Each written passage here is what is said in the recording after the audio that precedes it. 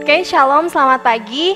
Kita bersyukur untuk hari ini yang masih Tuhan berikan kepada setiap kita. Nah, hari ini di dalam ibadah chapel, mari setiap kita siapkan hati. Kita mau memberikan yang terbaik untuk Tuhan lewat setiap pujian, bahkan lewat firman Tuhan yang akan kita sama-sama dengarkan bersama-sama pada hari ini. Mari sebelum mulai ibadah kita, saya minta kita semua berdiri. Kita berdiri dan kita mau mendasarkan ibadah ini pada pertolongan kita adalah di dalam nama Allah yang menjadikan langit dan bumi, yang tetap setia memelihara kesetiaannya untuk selama-lamanya. Kasih karunia dan damai sejahtera daripada Allah Tuhan Yesus kita menyertai kita sekalian. Amin. Mari kita mengambil saat teduh.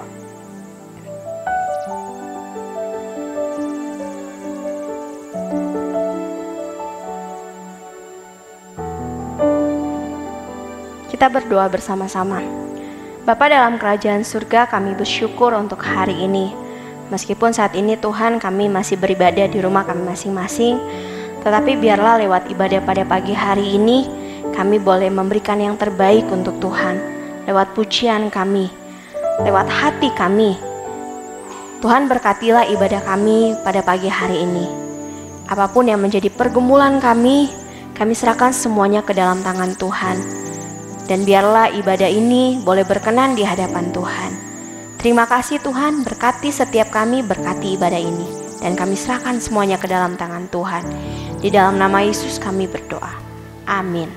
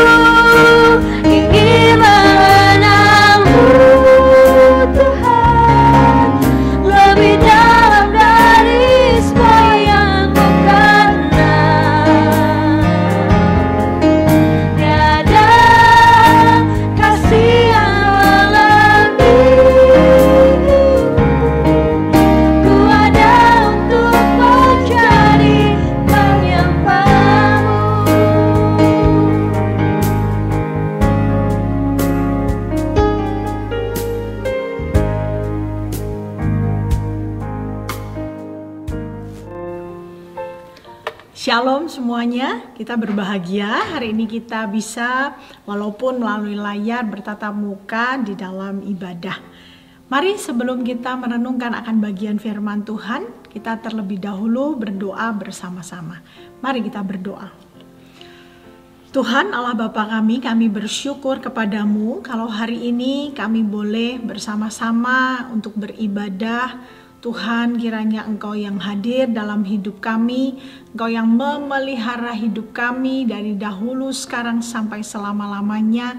Kami yakin dan percaya Engkau pun hadir bagi setiap diri kami. Karena itu Tuhan, pada hari ini kami rindu Engkau mengurapi, melayakkan hamba-Mu ketika menyampaikan kebenaran firman Tuhan. Dan tolong Tuhan setiap kami yang menerima firman Tuhan ini, supaya kiranya kami boleh juga diberikan satu kemampuan untuk memahami firman-Mu dan melakukan kebenaran firman-Mu. Terima kasih, kami serahkan waktu kami di depan hanya di dalam nama Tuhan Yesus, Allah kami yang hidup, Juru Selamat kami. Kami berdoa, kami bersyukur, haleluya, amin. Nah, rekan-rekan sekalian dan anak-anak sekalian, hari ini kita akan membahas tentang satu tema, yaitu dangers of envy. Atau kalau kita artikan adalah bahaya daripada iri hati. Nah, apa yang dimaksudkan dengan hal ini? Kita akan mengupas hal ini, kita akan belajar supaya kita tidak mengalami satu kondisi yang bahaya daripada iri hati.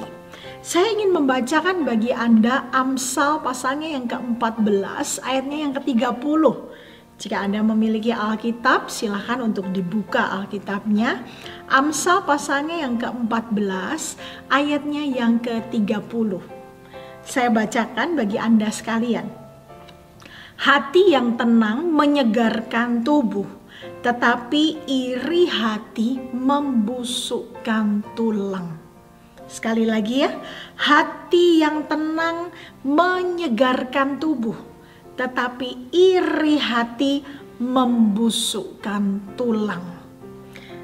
Nah, rekan-rekan sekalian, kalau kita ingin belajar tentang iri hati, seringkali mungkin Anda juga menemukan ada orang-orang di sekeliling Anda yang hari ini tidak bahagia ketika melihat orang lain bahagia. Jadi, kita tidak bahagia ketika orang lain bahagia. Pernahkah Anda menemukan orang-orang seperti ini? Punyakah Anda teman-teman yang gak bisa bahagia kalau lihat temennya bahagia? Wah, ini rasanya tidak benar dan tidak menyenangkan sebenarnya untuk kita lihat dan kita rasakan. Nah, iri hati ini sebenarnya punya satu arti, yaitu merasa kurang senang hati melihat akan kelebihan orang lain. Jadi ada satu perasaan yang kurang senang di hatinya ketika melihat kelebihan orang lain. Nah, kita ingin melihat sebenarnya iri hati ini dalam kondisi sekeliling kita. Mungkin hari ini ketika Anda ada di keluarga Anda berada di lingkungan teman-teman Anda mungkin bahkan sering menemukan orang-orang yang merasa bahwa kebahagiaan orang lain punya sesuatu atau orang lain menang sesuatu, tapi ada orang-orang tertentu yang merasa bahwa apa sih gak bahagia di dalam dirinya. Ada satu film pendek yang hari ini mungkin juga sudah disebarkan ya di beberapa WhatsApp ataupun di media-media yang ada. Film ini dengan judul Tilik. Ya, kalau Anda pernah melihatnya, satu film yang menceritakan tentang serombongan ibu-ibu yang ada di sebuah truk dan mereka hendak menuju ke dalam satu rumah sakit. Nah, tapi yang menarik apa? Bahwa di tengah-tengah perjalanan mereka untuk menuju ke rumah sakit tersebut, terjadilah percakapan antar ibu-ibu tersebut. Dan ada satu tokoh yang hari ini mungkin sudah begitu viralnya begitu ya di tengah-tengah kita, yang dinamakan Butejo. Ya, kalau Anda tahu, memang film ini memakai satu pembawaan bahasanya bahasa Jawa, karena saya orang Jawa Tengah jadi saya mengerti akan bahasa itu. Tapi kalau Anda tidak mengerti, ada subtitle Indonesianya, ada yang mengartikannya. Nah, teman-teman, Bu Tejo ini punya satu sifat, satu sikap ketika dia sedang berbincang dengan rekan-rekan di sekelilingnya, dia selalu membicarakan tentang orang lain. Si itu, si ini, si A, si B, dan lain sebagainya. Nah, kalau kita melihat pribadi ini, dia selalu merasa bahwa orang lain itu walaupun dengan satu keberhasilannya yang dimiliki oleh orang lain, dia merasa bahwa itu bukanlah sesuatu yang merupakan hal yang baik bagi dia. Sehingga dia mengungkapkan kalimat-kalimat, kata-kata pada teman-temannya. Dan ini sangat menunjukkan bahwa dia kurang senang hati, atau bahkan bisa dikatakan tidak senang hatinya ketika melihat orang lain punya kelebihan.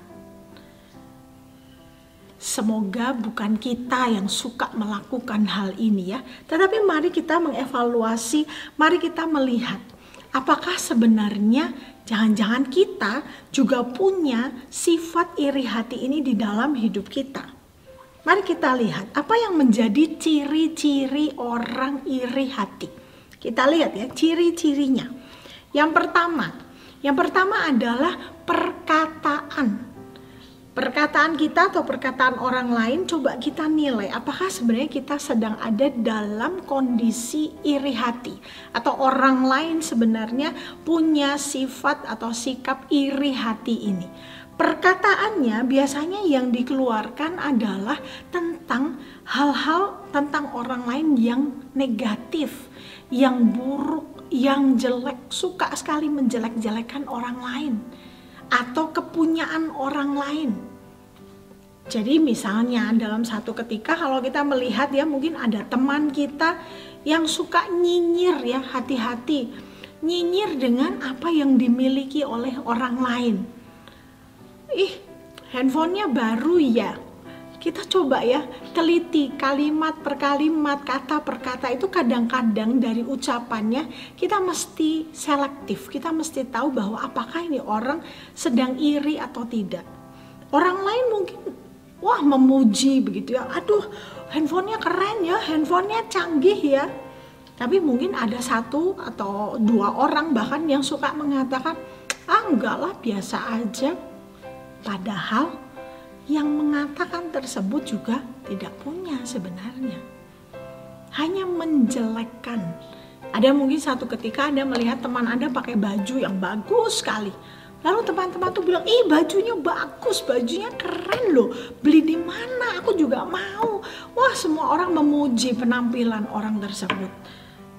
Tapi orang yang iri hati, perkataan yang keluar adalah, enggak ah, bajunya ukurannya enggak pas, warnanya norak, modelnya jadul, enggak banget lah bajunya, dijelek-jelekan. Jadi dari perkataan seseorang yang iri hati biasanya mengeluarkan kalimat-kalimat yang negatif, kalimat-kalimat yang menjelekkan.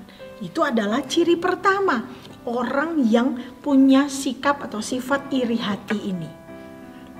Hati-hati dengan hal ini, atau jangan-jangan kita menjadi orang-orang yang punya sifat atau sikap iri hati ini. Kita kalau melihat orang lain punya apa, sesuatu yang lebih dari kita suka menjelek-jelekan mereka, kita suka menjelek-jelekan barang mereka. Enggak lah, itu mah biasa aja, itu mah ini mah gitu ya. Jangan suka nyinyir, jangan suka mengembangkan akan iri hati ini. Nah, yang kedua adalah bukan dari perkataan tetapi dari sikap seseorang. Kalau sikap seseorang itu menunjukkan bahwa dirinya tidak senang, menunjukkan dirinya tidak ikut bahagia ketika orang lain mendapatkan kebahagiaan, maka di situ sebenarnya orang ini sedang memiliki sikap atau sifat iri hati. Dan sifat iri hati ini adalah sifat yang sangat buruk, teman-teman. Kenapa? Orang lain bisa menang dalam sebuah perlombaan, sebuah kejuaraan, tapi dirinya tidak.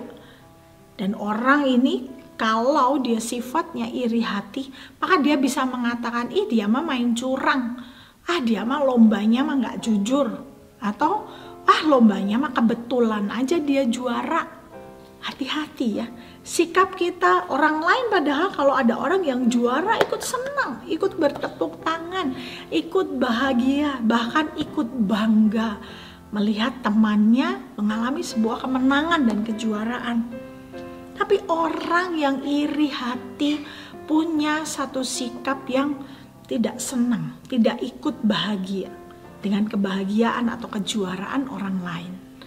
Hati-hati, inilah kenapa envy atau iri hati itu digolongkan ke dalam sesuatu yang punya potensi membahayakan seseorang.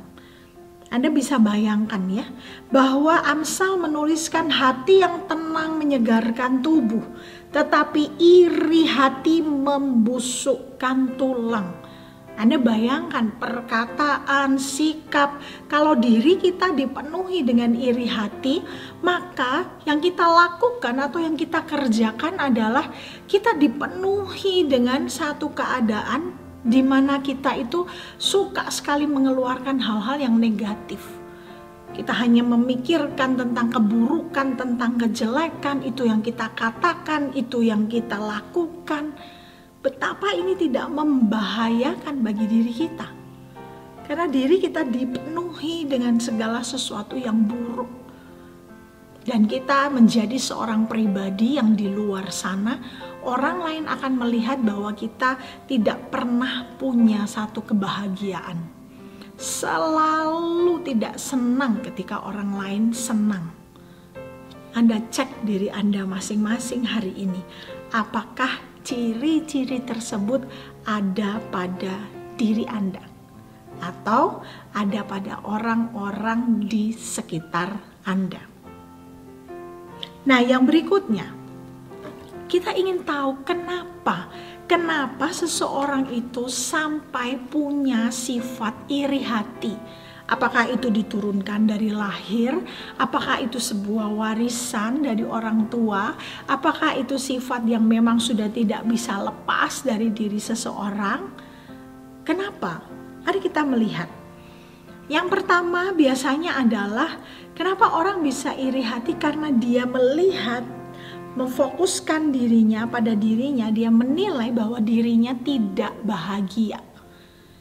Dia melihat bahwa dirinya ini tidak bahagia, sehingga dia merasa dirinya selalu kurang, dirinya selalu yang lebih susah, dirinya tidak senang, dirinya tidak menang, dirinya tidak juara. Dia merasa selalu dirinya lebih bawah, ada di bawah. Karena itu sifat iri hati ini bisa menguasai diri seseorang. Jadi kalau kita melihat bahwa aduh aku ini gak cantik, aduh aku ini bajunya gak pernah bagus, aduh badanku ini kegendutan, aduh ini rambutku ini gak bagus, aduh ini hidungnya gak bagus, semuanya gak bagus, serba gak bagus. Sekolah juga belajar berulang-ulang nilainya gak bagus, ikut perlombaan, pertandingan berulang-ulang aku gak pernah juara, aku selalu gagal, aku selalu gak bisa menang, aku bahkan selalu mungkin dihina dan lain sebagainya. Nah, teman-teman, orang-orang yang punya pandangan bahwa dirinya tidak bahagia atau bahkan tidak pernah bahagia, maka sifat iri hati inilah yang akan berkuasa. Dan setiap hari yang dia pikirkan hanya apa? Aku orang yang paling menderita. Bagaimana ini tidak membusukkan tulang? Bagaimana ini tidak membawa beban? Bagaimana ini tidak membawa satu pemikiran dan juga hati yang setiap hari dipenuhi dan diliputi dengan rasa yang begitu berat untuk menjalani hari-hari? Karena dirinya seolah-olah merasa orang yang paling sial, merasa orang yang paling buruk di dunia ini. Ini bahaya sekali. Bahaya sekali, karena ketika iri hati itu yang menguasai, maka itu yang akan mewarnai hari-harinya. Tidak bahagia. Karena itu jangan lupa bahagia. Lalu apa yang kedua? Kalau tadi dia melihat dirinya, kenapa dia bisa terus menumbuhkan rasa iri hatinya, tumbuh subur, disirami, dipupuk di dalam dirinya, karena dia melihat pada dirinya tidak bahagia. Tapi hal yang kedua adalah ketika dia melihat orang lain itu seolah-olah selalu bahagia, selalu berhasil, selalu luar biasa, selalu punya apa saja tanpa ada kesusahan. Nah, ini kenapa yang menjadi alasan seseorang dikuasai oleh iri hati. Karena orang ini fokusnya adalah, wah, orang ini gak pernah susah ya. Orang ini gak pernah menderita ya. Dia hari ini mau handphone terbaru langsung dapat. Dia hari ini punya rumah yang begitu mewah. Dia hari ini punya nilai yang begitu bagus. Dia punya piala yang begitu banyak di rumahnya. Dia orang yang disukai oleh semua teman-teman, disukai oleh semua guru-guru. Jadi pandangannya bahwa orang lain selalu tidak memiliki kesusahan. Dia hanya berfokus bahwa orang lain selalu berhasil, sedangkan dia tidak melihat bahwa kesusahan orang lain pun sebenarnya ada. Hari ini tidak ada manusia yang hidup tanpa kesusahan. Hari ini tidak ada manusia yang hidupnya tanpa kesulitan. Semua manusia, semua orang pasti punya kesulitan dan kesusahan masing-masing. Anda sebagai anak hari ini mungkin melihat ya, wah, orang tua itu kayaknya enak ya. Jadi orang tua nggak usah belajar. Jadi orang tua nggak usah bikin PR. Jadi orang tua nggak usah kerjain kuis, nggak usah sekolah online. Rasanya kayak orang tua kita jauh lebih enak. Kerjaannya mungkin cuma main handphone, tidur, udah gitu pergi, pulang. Tapi mungkin para orang tua hari ini juga melihat, wah, jadi anak-anak enak ya. Cuman tahu bangun, makanan udah disiapin, cuman taunya minta, semua harus disediain. Tanpa tahu kesusahan orang tua cari uang seperti apa. Nah, ini suka iri. Orang yang sudah dewasa iri kepada yang anak-anak, yang anak-anak iri kepada yang dewasa. Itulah kenapa seringkali anak-anak pengen dewasa lebih cepat. Sok-sok dewasa. Anda tahu ya pasti berita-berita anak SMP yang ceritanya pacaran lalu panggilnya ayah bunda begitu ya. Itu sudah kepengen jadi ayah dan bunda. Tapi entahlah ayah dan bunda yang macam apa. Baju seragamnya juga masih SMP, usianya juga masih kecil, tapi merasa ingin dewasa. Tapi yang dewasa suka kadang-kadang pengen jadi anak-anak. Tingkahnya jadi anak-anak, pakai bajunya yang kekecilan kayak baju anak-anak. Jadi iri hati itu sebenarnya sungguh-sungguh membahayakan. Ketika kita melihat orang lain tampaknya tidak ada kesulitan, coba Anda tanyakan pada orang di sekeliling Anda hari ini. Anda yang anak-anak, tanyakan pada papa mama, Pak, sulitnya jadi papa itu apa? Atau tanyakan kepada mama, Ma, susah gak sih jadi mamaku? Susahnya apa, Ma? Anda yang orang tua, tanyakan pada anak-anak Anda, Nak, hari ini sekolah online, susahnya apa?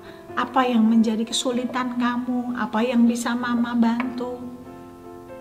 Tentu saja, setiap orang bukannya hidup tanpa masalah.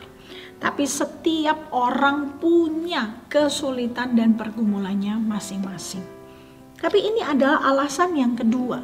Kenapa orang tampaknya seolah-olah orang lain itu bahagia. Tapi hati-hati ketika kita memandang orang lain tanpa masalah, maka di situ sebenarnya kita sedang menumbuhkan iri hati yang ada di dalam diri kita. Itu sedang ditanam dengan suburnya. Iri hati karena wah, orang lain lebih bahagia, orang lain lebih berhasil, orang lain tidak punya masalah. Hati-hati, bahaya sekali buat setiap diri kita. Dan yang ketiga, ini yang jauh lebih parah. Kalau tadi kita memandang diri kita tidak bahagia, yang kedua kita memandang orang lain tampaknya selalu bahagia. Alasan yang ketiga itu adalah Tuhan sepertinya seolah-olah tidak peduli lagi pada kita. Kenapa? Kenapa bisa demikian? Karena dalam segala situasi ketidakbahagiaan kita, kita memandang tampaknya orang lain jauh lebih diberkati dan hidup kita tidak. Maka sebenarnya kita sedang berperkara dengan Tuhan yang memelihara hidup kita. Kita sedang memikirkan, sadar atau tidak sadar, Anda sedang berpikir bahwa saat ini Tuhan tidak memelihara hidup Anda, Tuhan tidak peduli dengan Anda, Tuhan seolah-olah membiarkan hidup Anda. Bukankah itu yang ingin ditanamkan oleh sifat iri hati? Lihat orang lain, kamu enggak. Lihat orang lain, kamu tidak. Itu iri hati itu begitu berbahaya sampai bisa membuat kita menilai Tuhan kita hari ini bukanlah Tuhan yang baik. Hati-hati, ini adalah bahaya yang begitu besar ketika kita menilai orang lain, menilai diri kita, dan bahkan menilai Tuhan kita seolah-olah adalah Tuhan yang tidak peduli. Selain dari pemikiran kita, selain dari hati kita, dan juga apa yang menjadi kehidupan kita, fisik kita pun akan semakin hari semakin diserang oleh penyakit, berbagai macam penyakit. Kalau kita melihat orang lain tampaknya selalu bahagia, dan kita tidak senang dengan hal itu, hati-hati. Kebencian, keiri-hatian yang ada dalam diri kita bisa membuat kita lama-lama depresi, bisa membuat kita stres, bisa membuat kita tertekan, dan bahkan tidak menutup kemungkinan bisa membuat kita tidak waras lagi. Karena kita memikirkan betapa menderitanya hidup kita dan betapa bahagianya orang lain. Nah, rekan-rekan sekalian, hari ini mari kita menjadi orang-orang yang kembali kepada Tuhan, melihat kepada Tuhan kita. Kenapa? Kita harus sangat berhati-hati dengan sifat iri hati ini, karena manusia tidak pernah puas dalam kehidupannya. Manusia susah sekali untuk ada di dalam satu titik kepuasan dalam hidupnya. Punya A kepengen A dan B, punya A dan B kepingin A, B dan C, punya A, B, C kepingin A, B, C dan D, dan seterusnya. Dan itu tidak pernah berhenti dalam hidup manusia. Manusia terus berusaha mengejar segala sesuatu seolah-olah dia ingin membahagiakan dirinya. Tapi kepuasan manusia itu tidak ada batasnya. Manusia tidak pernah puas. Lalu bagaimana? Bagaimana seorang manusia bisa hidup dalam keadaan yang jauh dari iri hati ini? Jelas kalau kita ingin jauh dari perasaan iri hati ini, maka yang pertama kita harus bersyukur. Bersyukur atas apa? Bersyukur atas Tuhan yang ada bagi kita. Bersyukur atas pemeliharaan Tuhan bagi kita dan keluarga.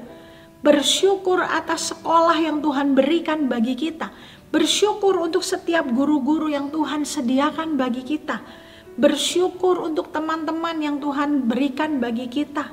Bersyukur untuk kepintaran, untuk kepandaian sampai hari ini yang Tuhan terus peliharakan bahkan sampai selama-lamanya. Syukuri itu semuanya. Karena ketika Anda bersyukur, maka hati Anda akan dipenuhi dengan rasa syukur dan rasa kebahagiaan yang indah. Bersyukurlah atas apa yang Tuhan berikan dalam hidup Anda hari ini. Karena tanpa rasa syukur, maka kita akan membalikkan rasa itu menjadi rasa iri. Apakah kita mau menjadi orang-orang yang membusuk, yang akhirnya mati dalam kehidupan kita karena rasa iri hati ini?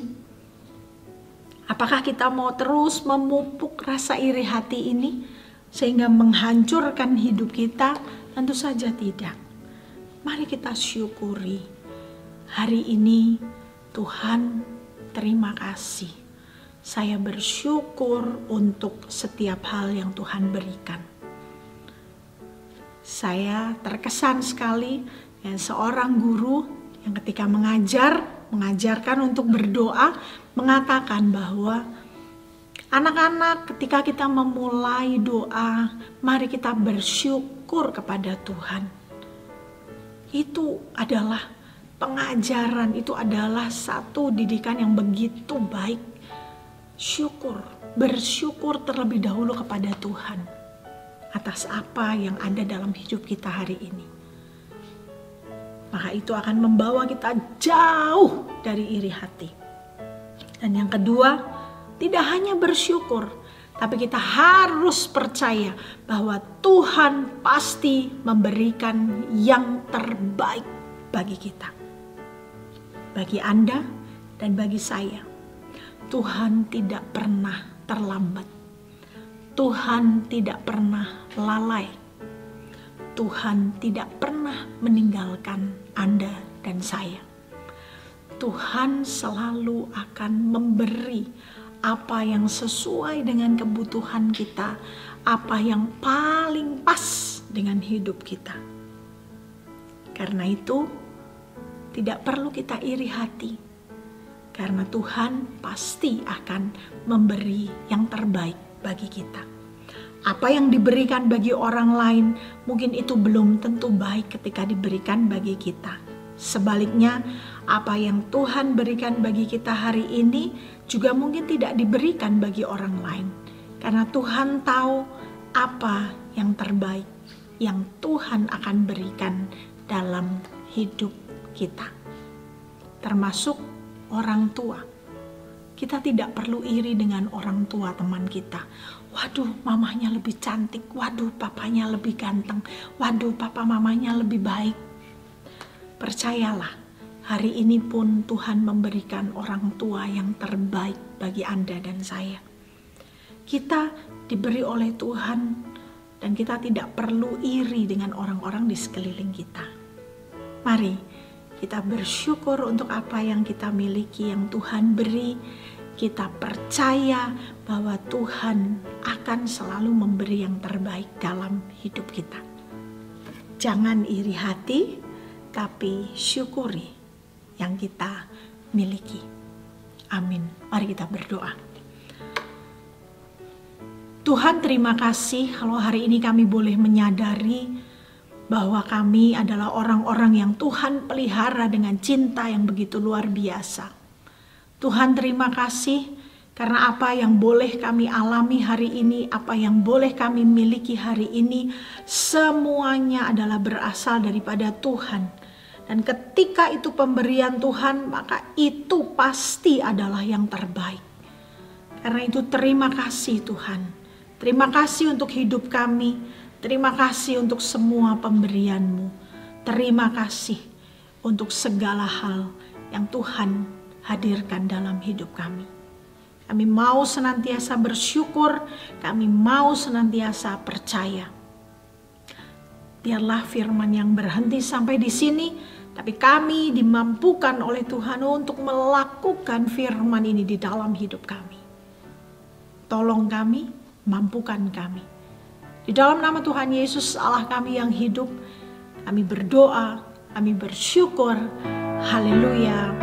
Amin. Tuhan memberkati kita sekalian.